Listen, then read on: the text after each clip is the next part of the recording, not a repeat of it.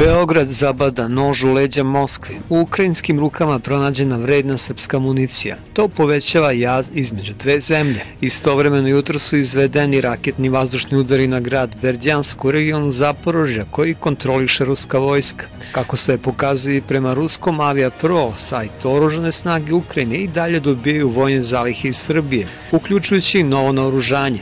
Ovoga puta ruska novinska služba izveštava o prisustvu srpskih visokoeksplozivnih granata za protivtenkovske topove kalibra 120 mm u Ukrajini. Artiljerijsku municiju u samoj Srbiji proizvodi državna kompanija Krušik iz Valjeva. Vredi napomenuti da čak i nekim zemljama NATO-a nije lako nabaviti ovu municiju.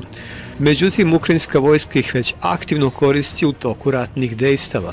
Snabdevanje Ukrajine vojnom opremom i municijom iz Srbije više puta je zabrinulo rusku stranu. Međutim, sudeći po poslednjim izveštajima, isporuke ne samo da ne prestaju, već se proširuju i na druge vrste naoružanja.